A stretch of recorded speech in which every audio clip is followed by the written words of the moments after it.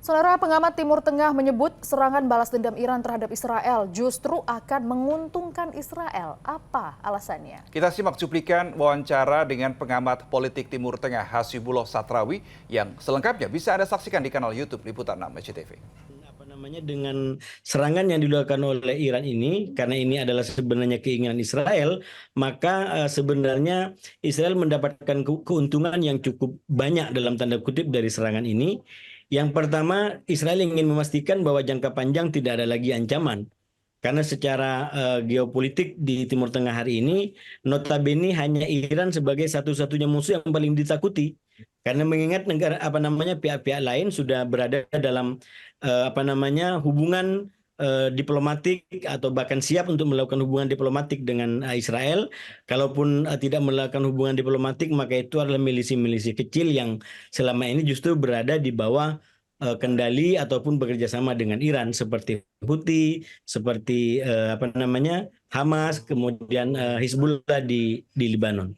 Nah, oleh karena itu menurut saya serangan ini justru memberikan keuntungan bagi Israel. Minimal ini yang keuntungan paling besar. Dengan serangan ini maka Israel tidak lagi ditinggal oleh Amerika Serikat, terutama dalam konteks perang melawan Hamas di Gaza. Kita lihat episode terbaru perkembangan perang di Gaza, tercipta kerenggangan, bahkan boleh juga dikatakan kayak semacam ketidakharmonisan di antara Israel dengan Amerika yang terakhir ini tidak menginginkan Israel menyerang Rafah. Tapi Israel tetap bersikeras untuk menyerang Rafah dan Amerika sudah memberikan berbagai macam ultimatum kalau Israel terus melakukan serangan itu, salah satunya adalah untuk kemungkinan terjadinya perubahan kebijakan politik luar negeri Amerika terhadap Israel. Tentu. Ya, apakah ini ada kaitannya juga, ini ada upaya dari Amerika, Inggris, dan juga Yordania untuk membantu dalam tanda kutip ini mencegat drone untuk masuk ke dalam kawasan Israel itu, Pak? Ya, yang saya ikutin dari serangan awal yang dilakukan memang kebanyakan drone dan roket yang ditembakkan oleh Iran itu kebanyakan dijatuhkan atau sebagainya dijatuhkan di luar teritori Israel. Nah, karena memang ini cukup jauh dan melintasi beberapa negara. Nah, oleh karena itu ini akan menjadi ujian bagi negara-negara di kawasan tentang siapa yang berkoalisi dengan siapa. Jadi ini juga akan mengungkap pada akhirnya siapa yang berada di posisi yang mana gitu. Karena walaupun mungkin tidak dinyatakan secara terbuka, tapi jelas bahwa negara-negara ini nanti akan menunjukkan keberpihakannya. Per hari ini Iran memberikan ultimatum yang sangat tegas agar Yordania tidak membantu Israel. Karena sekali lagi tadi sebagaimana disampaikan, roket-roket Iran itu akan melintasi negara-negara yang berada di sekitar Israel. Dan bisa jadi dengan adanya kerjasama yang sudah dibangun selama ini, maka Israel justru mendapatkan bantuan dari negara-negara yang selama ini dipersepsikan oleh masyarakat Muslim itu adalah musuh. Padahal mungkin di antara mereka ada hubungan-hubungan yang cukup dekat yang tidak selalu terungkap ke publik.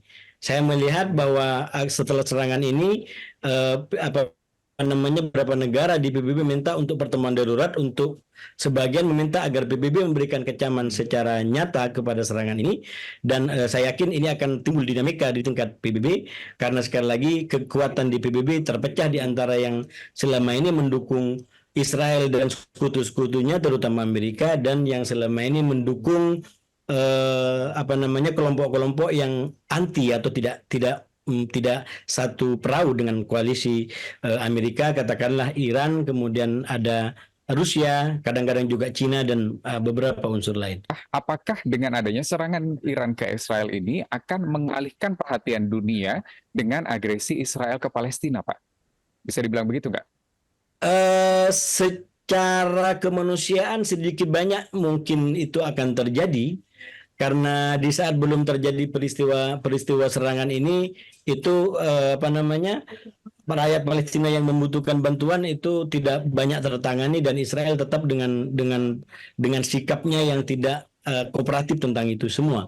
Nah, serangan ini akan semakin berdampak buruk terhadap rakyat Palestina dengan semua derita dan kekurangannya yang ada, walaupun mungkin secara politik dan secara militer ini akan semakin memberikan angin segar bagi milisi-milisi yang selama ini bertarung melawan Israel, karena ini akan membuat perhatian Israel juga terpecah. Dia tidak hanya terfokus kepada kelompok-kelompok milisi di sekitar Gaza ataupun Libanon, tapi dia juga harus menghadapi ancaman-ancaman serangan udara yang dilakukan oleh Iran. Serangan rudal dan drone dari Iran ke wilayah Israel kurang mendapat simpati dari sebagian warga Gaza, Palestina. Ya, warga justru takut konflik militer ini bisa berkembang menjadi konflik regional.